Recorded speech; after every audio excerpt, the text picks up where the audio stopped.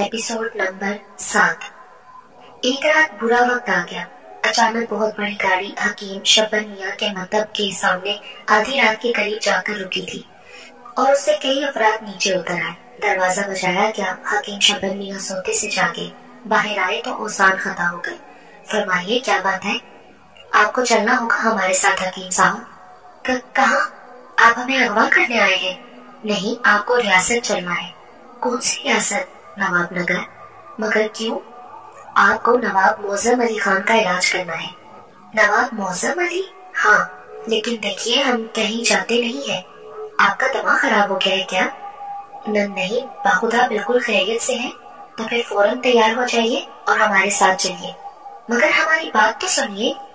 जाते हैं या फिर आपके साथ सख्ती की जाए? आने वाले ने सख्त लहजे में कहा।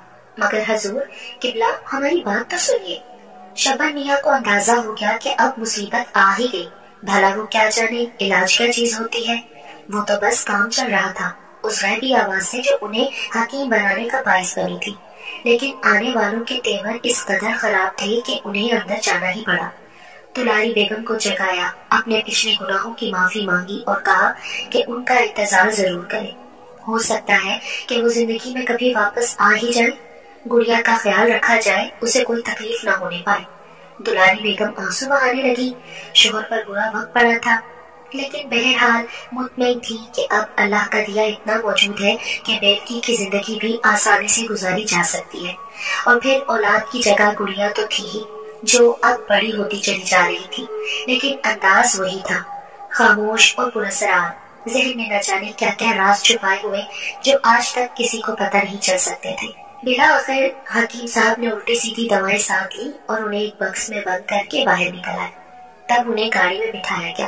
रियासत नवाबपुर काफी दूर थी। रात भर का सफर और फिर दिन को भी कई घंटे का सफर।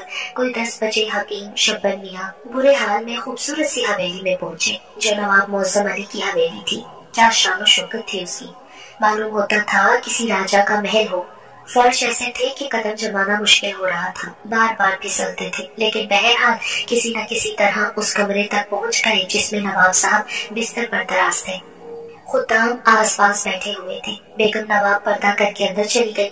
नवाब साहब की हालत वाकई काफी खराब थी। सूख कर कांटा हो गए थे, चेहरे पर पीलाहट थी, सांस की रफ्तार भी बहुत सुस्त थी। शब्बन मियाँ ने उनकी नब्ज़ें देखी। समझ में क्या आता, बस ठंडी ठंडी सांसें लेकर रह गए।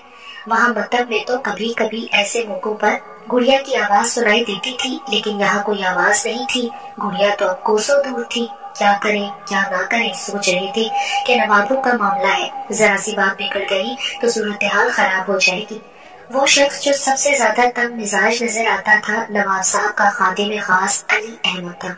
वो जरा सनकी आदमी मालूम होता था और खास तक तबीयत रखता था। उसने कहा, देखिए शब्बन मियाँ, नवाब साहब को ठीक हो जाना चाहिए। आपकी बड़ी शोहरत सुनी है हमने, और कुछ लोगों ने दावे किए हैं कि अगर हकीम शब्बन मियाँ को दिखाया जाए तो नवाब साहब की हालत बेहतर हो सकती है। आप समझ लीजिए कि नवाब साहब को तंदुरुस्त करना है आपको, वरना दूसरी सूरत में जो नुकसान आपको पहुँचेगा उसका आप तसव्वुर भी नहीं कर सकते। देखिए, शिफा तो अल्लाह के हाथ में है, हम कोशिश करेंगे, मगर हमें कुछ वक्त दरकार है। शब्बन मियाँ ने कहा और ये वक्त उन्हें मिल गया। एक उम्दा से कमरे में उनका बंदोबस्त कर दिया गया था। दिन गुजर गया, रात हो गई। शब्बन मियाँ के समझ में नहीं आ रहा था कि क्या करें और क्या ना करें। ये उल्टी सीधी दवाओं का मामला नहीं था। जरा भी कोई बात बिगड़ गई तो लेने के देने पड़ जाएंगे और शब्बन मियाँ को जिंदगी बचाना मुश्किल हो जाएगी। ये बात वो अच्छी तरह जानते थे। रात हुई तो वुजू करके चिनाकशी करने बैठ गए। चिनाकशी क्या थी, बस खुदा से अपने लिए मग़फ़िरत की दुआ मांग रहे थे और कह रहे थे कि जिंदगी अगर यहीं पर इख्तिताम को पहुंचनी है तो अल्लाह तेरी मर्जी। यही तमाम बातें कर रहे थे कि अचानक ही उनके कानों में एक बारीक सी आवाज उभरी। परेशान क्यों है, नवाब साहब का इलाज करें। उस आवाज को सुनकर शब्बन मियाँ हैरत से उछल पड़े। क्या इलाज करें? पानी गर्म करा लीजिए और उसे नवाब साहब को इतना पिलाइए कि उनसे पिया न जाए, लेकिन बहरहाल ये पानी उन्हें पिलाना है और उसके बाद उन्हें छत से उल्टा लटका दिया जाए। पानी गर्म होना चाहिए और उसका खास तौर से ख्याल रखा जाए। उल्टा लटका दिया जाए? शब्बन मियाँ तो चौंक कर बोले, हाँ, मगर उसका नतीजा क्या होगा? नतीजा बेहतर ही निकलेगा। आखिर क्यों? बात असल में ये है कि नवाब साहब के मैदे में छिपकली चली गई है और ये छिपकली उनके मैदे से चिपटी हुई है। उसने उनकी ग़िज़ा खत्म कर दी है और ग़िज़ा के खत्म होने की वजह से कमजोरी पैदा हो गई है और ये कमजोरी ही सबसे बड़ी बीमारी है। नवाब साहब लाख इनकार करे मगर आप उन्हें खूब पानी पिलाइए, बार बार छत से उतारिए और पानी पिलाकर फिर लटका दीजिए। छिपकली को गर्मी पहुंचेगी तो वो हलक ही के रास्ते बाहर आ जाएगी और फिर उसका नतीजा क्या होगा? नवाब साहब की सेहतयाबी। सेहतयाबी से पहले हमारी सेहत की खराबी के बारे में क्या ख्याल है? क्या मतलब? नवाब साहब को उल्टा लटकाना कोई आसान काम होगा? वो दीवान जो है ना, जिसका नाम अहमद अली है, वो हमें मार मार के खुद उल्टा लटका देगा। जो कुछ भी हो आपको ही करना है, अल्लाह मालिक है। हकीम साहब ने कहा, बात तो समझ में आती थी लेकिन तरीक़ाकार जरा खौफनाक था और उसके लिए दीवान अली अहमद का सामना करना पड़ता था। फिर उन्होंने दीवान अली अहमद को बताया, दीवान साहब, हमने रात को अपने असूल के मुताबिक चिल्लाकशी की है और हम पर कशफ हुआ है कि नवाब साहब का इलाज तो मुमकिन है मगर जो इलाज करना होगा हमें वो शायद आप लोग पसंद न करें। हकीम शब्बन मियां, नवाब साहब को सेहतयाब होना चाहिए, बस इसी में आपकी जिंदगी है। तो फिर सुन लीजिए, नवाब साहब के साथ जो सलूक होगा वो आपको बर्दाश्त करना पड़ेगा। क्या सलूक होगा? जवाब में शब्बन मियां ने तफसील बताई तो अली अहमद गर्म हो गया। आपकी खोपड़ी पर इतने जूते पड़ेंगे ना कि आपका भेजा नाक के रास्ते बाहर निकल आएगा। तो फिर आप ऐसा कीजिए कि अपना काम कर डालिए, बजाय इसके कि मुझे अपना काम करने दें। बेगम नवाब को जब इस सिलसिले में तफसील बताई गई तो उन्होंने दीवान अली अहमद को डांटा और बोली, हकीम साहब को लाए हैं तो फिर उन्हें उनका इलाज करने दीजिए। आखिर इसमें इतनी परेशानी की क्या बात है? मगर नवाब साहब को उल्टा लटकाएंगे वो? अब जरूरत है तो इससे इनकार तो नहीं किया जा सकता ना। ठीक है, अगर आपका हुक्म है तो फिर मैं क्या कह सकता हूँ, अली अहमद ने कहा और हकीम शब्बन मियां की हदायत के मुताबिक तैयारियां होने लगी। बड़ी दिलचस्प सूरत हाल थी। हकीम साहब ये सब कुछ कर तो रहे थे लेकिन जान की बाजी लग गई थी। इतनी बड़ी रियासत के नवाब को छत से उल्टा लटकाना कोई आम बात नहीं थी। अगर फायदा न हुआ तो उसके बाद हकीम साहब जानते थे कि खुद उनके साथ क्या सलूक होगा।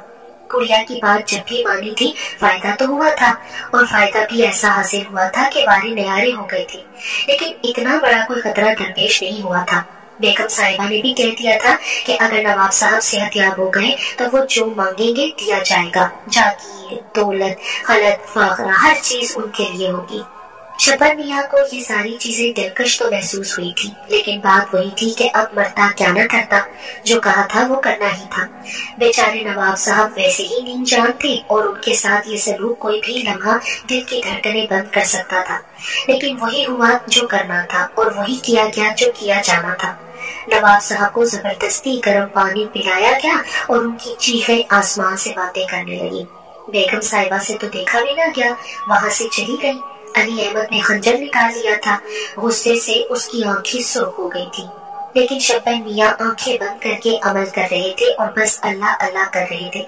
जिंदगी मौत से हम आगोश हो रही थी। सारा दिन यही अमल किया जाता रहा और यूं महसूस हुआ कि अब नवाब साहब तो घड़ी के मेहमान हैं। ये गए और वो गए, उल्टियां हो रही थी, पानी निकल रहा था। फिर अचानक ही कुछ हुआ। वो तश्त जिसमें उल्टियां ली जा रही थी पानी से भर जाता था तो उसकी जगह दूसरा तश्त रख दिया जाता था और पहला तश्त खाली करने के लिए ले जाया जाता था। फिर उस तश्त में कोई चीज कलबलाती हुई महसूस हुई और शब्बन मियां खुशी से उछल पड़े। एक लम्हे में देख लिया गया था कि वो छिपकली है जो पीले पीले पानी के साथ बाहर आ गई थी। छिपकली को देखकर अली अहमद भी चकरा कर रह गया।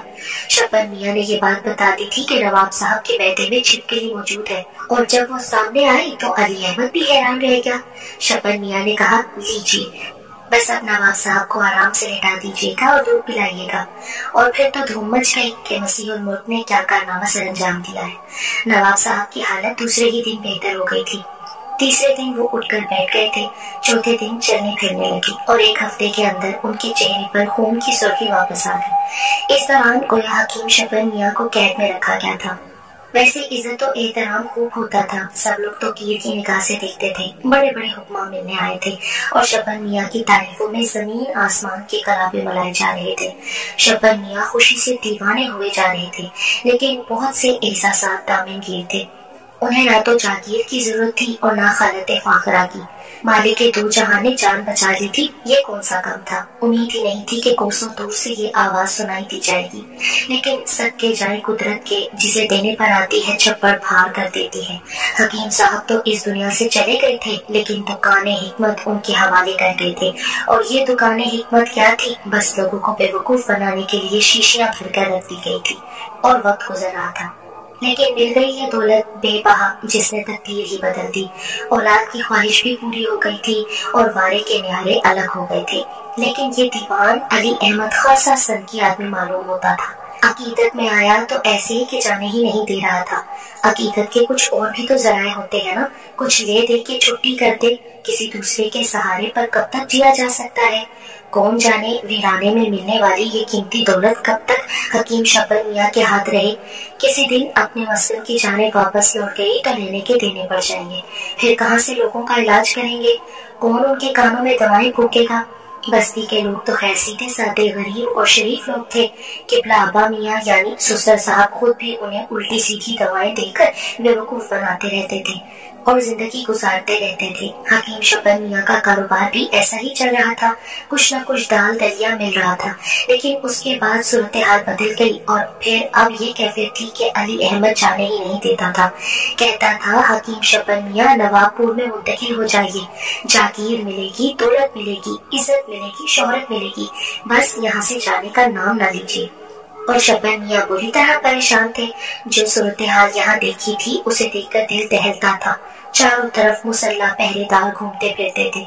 जहाँ तक गुड़िया का मसला था वो बेशक वफादार थी। उसने आज तक किसी मौके पर हकीम शब्बन मियां को मायूस नहीं किया था, लेकिन वो इतना जरूर जानते थे कि वो उनकी अपनी औलाद नहीं है।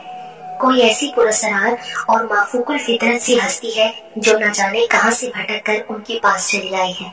चुनाचे वो ये खतरा मोल नहीं ले सकते थे। फिर एक दिन नवाब मौसम अली ने उन्हें तलब कर लिया और कहा, हकीम साहब, किबला आपका क्या इरादा है।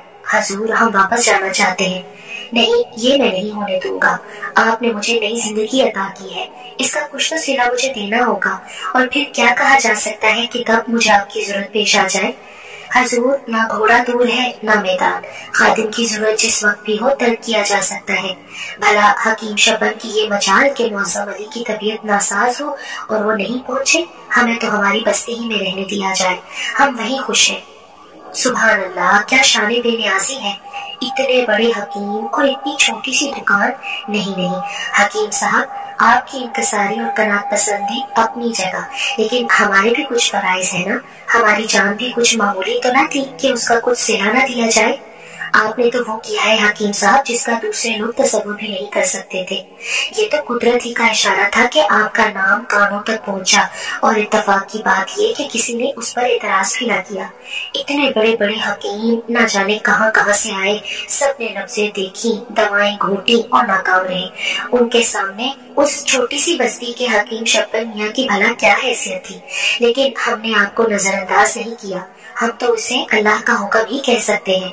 रही बात आपकी इंकिसारी की, तो सच बात यह है कि जितने बड़े आज तक दुनिया में गुजरे हैं वो सब कनात पसंद ही नजर आए। हकीम साहब, ऐसी नाकदरी तो हमसे नहीं हो सकेगी। जो आपका फर्ज था वो आपने पूरा किया, और जो हमारा फर्ज है वो हम पूरा करेंगे। आप आराम कीजिएगा। लेकिन हजूर किबला। नहीं हकीम साहब, हमको सुनने के मूड में नहीं है। हकीम शब्बन मियां की जुबान बंद हो गई। दिल का हाल तो खुदा ही जानता था। अजीब अजीब ख्यालात दिल में आ रहे थे। तब उन्होंने सोचा कि तकदीर अगर यही फैसला करने पर तुली हुई है तो भला तकदीर से कौन लड़ सकता है। अब जो होगा देखा जाएगा। चुनाचे खामोश रहे। वैसे भी अभी मौसम अली साहब का इलाज जारी था। उनका मर्ज तो दूर हो चुका था। आला किस्म की गजाएं और खुराक उनके मैदे में पहुंची तो हालत बेहतर से बेहतर होती चली गई। पहले भी क्या खूब सेहत के मालिक थे, लेकिन अब तो ऐसे हट्टे कट्टे हो गए कि देखने वाले देखते थे और कहते थे कि क्या खुदा की शान है। कुव्वते मुदाफियत का भी मामला था। चुनांचे तेजी से खून की सुर्खी बहाल होने लगी और रियासत में नवाब साहब का जश्न मनाने की तैयारियां होने लगी। इस दौरान एक बार फिर नवाब साहब ने हकीम साहब को तलब फरमाया तो हकीम शब्बन मियां कांपते नवाब साहब के पास पहुंचे। आइए हकीम साहब, बड़ी जरूरत महसूस कर रहे थे हम आपकी। आइए तशरीफ रखिए।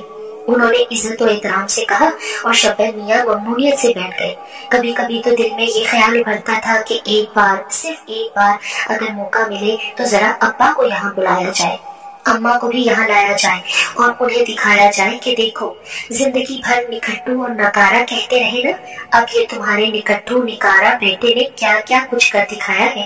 لیکن اس میں کچھ خطرات بھی تھے۔ فرزند خان ویسے ہی اکھڑ آدمی تھے، نہ جانے کیا کیا اول فول بکنا شروع کر دیتے۔ سوچنے سمجھنے کی ضرورت تھی، یہ کام ابھی تو نہیں کیا جا سکتا تھا۔ ذرا وقت گزر جائے تو کچھ ذہن میں آئے کہ کیا کرنا ہے اور کیا نہیں کرنا۔ بہرحال اپنے آپ کو اس خیال سے نکالا اور نواب صاحب کی طرف دیکھ کر بولے، حضور قبلہ نواب محسن علی صاحب، خادم کو کس لیے طلب فرمایا ہے؟ بات اصل میں یہ ہے حکیم صاحب کہ زندگی اور موت تو خدا کے ہاتھ میں ہے، لیکن مسیحا بھی قدرت کی طرف سے ہی ودودیت ہوتا ہے۔ آپ صحیح معنوں میں میرے مسیحا ہیں۔ اگر صحیح مرض کی تشخیص نہ ہوتی تو شاید ہم زندگی نہ پاتے۔ نواب صاحب، ہم کیا اور ہماری بساط کیا، ہم کیا حیثیت رکھتے ہیں؟ اللہ تعالیٰ نے آپ کی شفا کا ذریعہ ہمیں بنایا، اس کا بڑا کرم ہے۔ آپ یہ فرمائیے کہ آپ کو یہاں کسی قسم کی تکلیف تو نہیں ہے؟ نہیں نواب صاحب، بھلا آپ جیسی شخصیت ہماری پشت بنا ہو اور ہمیں کوئی تکلیف ہو؟ نواب صاحب، کچھ عرض کرنے کی جسارت کر سکتا ہوں؟ ہاں کہیے، دیوان جی کیا کہنا چاہتے ہیں؟ حضور، جشن صحت کی پہلی رونمائی پر میں حکیم صاحب کے لیے کچھ تحائف مہیا کر چکا ہوں۔ اجازت چاہتا ہوں کہ آپ کے عام دیدار کے دن یہ تحائف میں حکیم صاحب کی نظر کر دوں۔ واہ دیوان علی احمد، آپ سے ہمیں اسی بات کی توقع تھی، بہت مسرت کی بات ہے۔ حکیم صاحب بے شک اسی قابل ہیں، لیکن ہم کچھ اور بھی جاننا چاہتے ہیں، نواب صاحب نے کہا اور شبیر میاں کا منہ حیرت سے کھل گیا۔ دیوان علی احمد نے نواب صاحب سے کہا، جی حضور فرمائیے۔ اور دیوان علی احمد کچھ سوچنے لگا۔ اس کے چہرے پر غور و خوض کی پرچھائیاں دیکھ کر حکیم شبیر میاں کو پھر خطرہ ہوا کہ دیوان علی احمد کو کہیں اس کی اصلیت نہ معلوم ہو گئی ہو۔ حقیقت یہی ہے کہ انسان سب سے زیادہ اپنے آپ سے خوفزدہ رہتا ہے، اور شبیر میاں جانتے تھے کہ وہ کون ہے، چنانچہ خوفزدہ نگاہوں سے دیوان علی احمد کا چہرہ دیکھنے لگے۔ بھائی حکیم صاحب جس چھوٹی سی بستی میں رہتے ہیں، اس کے بارے میں ہم نے سنا ہے کہ بڑی پسماندہ ہے، وہاں زندگی کا معقول انتظام نہیں ہے۔ یہ بستی ہماری ریاست کی تحریر میں نہیں آتی، لیکن ہماری خواہش ہے کہ ہم حکیم صاحب کو منتقل کر لیں۔ یہاں حکیم صاحب کو تمام وہ سہولتیں مہیا کی جائیں گی۔ ہم یہ نہیں کہتے کہ وہ ہمارے لیے مخصوص ہو کر رہ جائیں، لیکن یہاں ان کا ایک عالیشان مکتب تعمیر کرایا جائے اور خاص عام کو ان سے فیضیاب ہونے کا موقع دیا جائے۔ البتہ ہماری اتنی خواہش ضرور ہے کہ اب حکیم صاحب ہماری ریاست میں رہے۔ قبلہ حکیم صاحب، آپ کو تو کوئی اعتراض نہ ہوگا نا؟ نواب صاحب نے براہ راست حکیم شبیر میاں سے پوچھ لیا۔ شبیر میاں ممنونیت سے گردن جھکا کر بولے، جناب والا کا مرتبہ بلند ہو، اگر حضور خادم کو یہ عزت دینے پر تل ہی گئے ہیں تو خادم کی کیا مجال کے انکار کر سکے۔ چنانچہ بات طے ہو گئی اور حکیم صاحب کو حویلی کے ہی ایک حصے میں رہنے کے لیے ایک عمدہ جگہ دے دی گئی۔ جشن کی تیاریاں زور و شور سے ہو رہی تھی۔ نواب صاحب نیک نام آدمی تھے۔ نواب زادہ فرح حسن اپنے باپ کی صحت یابی پر بہت خوش تھے۔ عالی شان جشن منانے کی تیاریاں ہو رہی تھی۔ اسی دوران شبیر میاں نے علی احمد سے اپنی اس خواہش کا اظہار بھی کر دیا، اگر ہو سکے تو ان کی بیٹی اور بیگم کو بھی یہیں بلوا لیا جائے۔ ظاہر ہے وہاں پڑے پڑے وہ پریشان ہوں گے اور سوچ رہے ہوں گے کہ نہ جانے شبیر میاں پر کیا گزری۔ یہ کون سی بڑی بات ہے حکیم صاحب؟ آپ نے پہلے فرما دیا ہوتا محترمہ کو عزت و احترام کے ساتھ یہاں بلوا لیا جائے گا۔ علی احمد نے کہا، دیوان کا حکم دوسرے لوگوں تک پہنچا تو کس کی مجال تھی کہ تاخیر کرتا۔ بیگم صاحبہ کے لیے 4 گھوڑوں والا رتھ روانہ کر دیا۔ حکیم صاحب کی بیوی جو بہت ہی کم گھر سے باہر نکلتی تھی، گڑیا کے ساتھ رتھ میں بیٹھ کر نواب پور چل پڑی۔ انہیں ابھی تک علم نہیں تھا کہ شبیر میاں پر کیا بیتی۔ اتنا تو وہ جانتی تھی کہ شبیر میاں نہ حکیم ہے نہ عطار، بس دکانیں حکمت چلا رہی ہیں۔ روٹیاں مل رہی تھی کہ گڑیا مل گئی اور اس نے تقدیر ہی بدل کر رکھ دی۔ بہر صورت جب ریاست پہنچی اور حکیم صاحب کے ٹھاٹ باٹ دیکھے تو مسکرا پڑی۔ دیکھا، میں نہ کہتی تھی کہ جب قدرت انسان کو سرخرو کرنے پر آتی ہے تو غیبی وسائل پیدا ہو جاتے ہیں۔ ہمارے ساتھ بھی ایسا ہی ہوا ہے۔ آپ تو بلا وجہ ہی یہاں آتے ہوئے خوف کھا رہے تھے۔ ارے بیگم، سچ کہوں گا اور جھوٹ بولنا کفر اور حقیقت سے چشم پوشی بہت بڑا گناہ ہے۔ ہر چند کے ایک جھوٹ اب تک نبھاتے چلے آ رہے ہیں، لیکن اس سے انحراف نہ کریں گے کہ گڑیا کی وجہ سے ہمیں بڑی عزت ملی ہے۔ बेगम साहिबा ने उस बात पर तो तवज्जो नहीं दी थी जिसका हकीम साहब ने जोशे आलम में एतराफ कर लिया था। अलबत्ता गुड़िया के सिलसिले में वो बहुत पुरजोश थी कि वो भी हकीम साहब की तारीफ करने लगी। बहर सूरत जश्न सेहत हुआ और रियासत में चरागाह किया गया। हकीम साहब को खलत फाखरा दी गई और एक छोटी सी जागीर उनके सुपुर्द कर दी गई, जिसके लिए हर कार्य भी मुकर्रर कर दिए गए कि हकीम साहब भला जागीर के कामों में कहाँ दिलचस्पी ले सकते हैं, उन्हें तो अपनी हिकमत से ही फुर्सत न होगी। उसके साथ साथ हकीम साहब को हवेली के मुत्तसल एक खूबसूरत मकान भी अनायत कर दिया गया और अब उनकी रिहाइश और मतब दोनों का इंतजाम था। मतब के लिए जो जगह मुंतखब की गई थी वो बड़ी साफ और शफाफ और आरास्ता पेरास्ता थी। नवाब साहब की हदायत के मुताबिक उसे तमाम जरूरी चीजों से सजा दिया गया था और हकीम साहब तो गोया अब खानदानी हकीम बन गए थे। हुक्मा जो बाहर से आए थे शर्मिंदगी के आलम में सिर्फ इसलिए रुके हुए थे कि नवाब साहब के जश्न सेहत में शरीक हो जाएं। हर चंद के उनकी गवाहों ने नवाब साहब को कोई फैज नहीं पहुंचाया था, लेकिन नवाब साहब मोहब्बत तो सभी से रखते थे।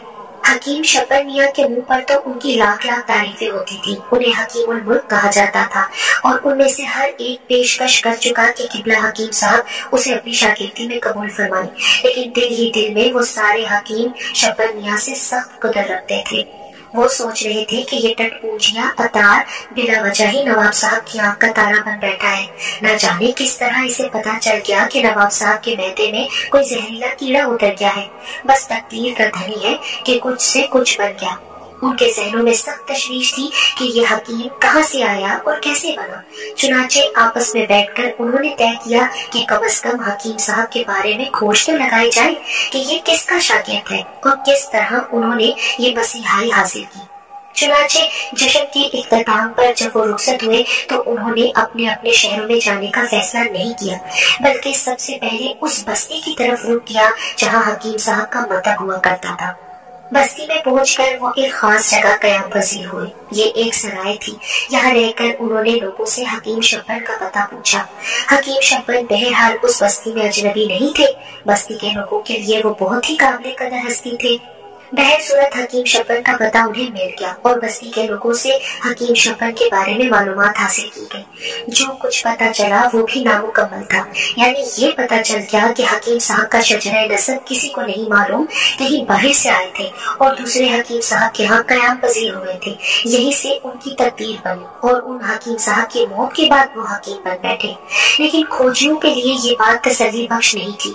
खोजियों ने कुछ और खोज की और साहब ढूंढने वाले कयामत की नजर रखते हैं। चुनाचे हकीम साहब के मुतल्लिक भी दूर की कोड़ी लाई गई और शब्बर मियाँ के वालिद साहब तक रसाई हो गई, जो अब तक दूध वाले ही थे। यकीन न आया कि हकीम शब्बर मियाँ उस दूध वाले की औलाद है, लेकिन शब्बर मियाँ के वालिद मोहतरम उन लोगों के पीछे पड़ गए। बेटा नकारा था तो क्या हुआ, बेटा तो था ना। जब तक साथ रहा तो सोचते रहे कि निखट्टू है, जान छूटे तो अच्छा हो, लेकिन जब निगाहों से ओझल हो गया तो जान पर बन गई। एहसास हुआ कि जवान बेटा कितना बड़ा सहारा होता है। जहाँ तक मुमकिन हो सका तलाश किया और जब उस कोशिश में नाकाम हो गए तो रो धोकर बैठ गए। तलाश कहाँ करते, गवाने का बेटा तो सैयदजादा बन बैठा था। भला किसकी मजाल थी कि शब्बर मियाँ को गवाना समझे। चुनाचे कोई सोच भी न सका कि शब्बर मियाँ गवाने हो सकते हैं। और अब जो चंद लोग उन्हें पूछते हुए आए तो शब्बर मियाँ के वालिद उनके कदमों पर गिर पड़े। खुदा के वास्ते, अगर तुम्हें मेरे बेटे के बारे में इल्म है तो बता दो, क्या हुआ उसे? मरखा क्या कहीं या किसी ने गुलाम बना कर रख लिया? नहीं, ऐसी कोई बात नहीं है। आपका बेटा जिंदा है और खुश है। क्या मतलब? क्या तुम मेरे बेटे के बारे में जानते हो? कहाँ है वो, कैसा है? न सिर्फ हम आपके बेटे के बारे में जानते हैं, बल्कि आपको वहाँ तक पहुँचाने में आपकी मदद भी कर सकते हैं। रुपए पैसे की फिक्र न करें। अगर बेटे के पास पहुँच गए तो वारे के नयारे हो जाएंगे। अल्लाह के वास्ते ये तो बता दो कि वो है किस हाल में। इस हाल में कि आप तसव्वुर भी नहीं कर सकते। नवाबपुर के मौसम अली के तबीबे खास हैं और हवेली ही से मुत्तसिल एक खूबसूरत मकान में रहते हैं। दौलत की रेल पेल है और बीवी बच्चों के साथ ऐश कर रहे हैं। ये तुम मेरे शब्बर मियाँ के बारे में कह रहे हो ना? जी हाँ, आपके शब्बर मियाँ इस वक्त हकीम शब्बर मियाँ है। हकीम? जी हाँ, ना सिर्फ हकीम बल्कि हकीमुल मुल्क। आने वालों ने तंजिया अंदाज में कहा। ना भाई ना, गवाले का बेटा गवाला तो हो सकता है, हकीम कहाँ से हो सकता है भाई? मियाँ हिकमत को मजाक समझ रखा है। सड़क पर पड़ी हुई कोई चीज है कि उठाकर जेब में रख ली जाए? बहुत कुछ सीखना पड़ता है हिकमत के लिए। वो मेरा बेटा जरूर है, मैं उसे देखने को तरस रहा हूँ, लेकिन इतना जरूर कह सकता हूँ कि वो जिंदगी में कभी कुछ काम नहीं कर सकता। ऐसा निखट्टू है, ऐसा नकारा है कि सारी जिंदगी कुछ नहीं कर सका। अब क्या करेगा? और ऐसा आदमी हिकमत का काम करे? ना भाई ना, वो मेरा बेटा नहीं होगा। जरूर तुम लोगों को भाइयों को गलतफहमी हुई है। शब्बन मियाँ के वालिद भला किस तरह ये तस्लीम कर लेते कि उनका बेटा हकीम है, लेकिन हुक्मा ने उन्हें यकीन दिलाते हुए कहा, देखिए किबला, राज़े इज़्ज़ी तो आपसे छुपा हुआ है। खुदा ताला किस किस को न जाने क्या क्या बख्श देता है, इसलिए आप उसके मामलात में मुदाखलत करके अच्छा नहीं कर रहे।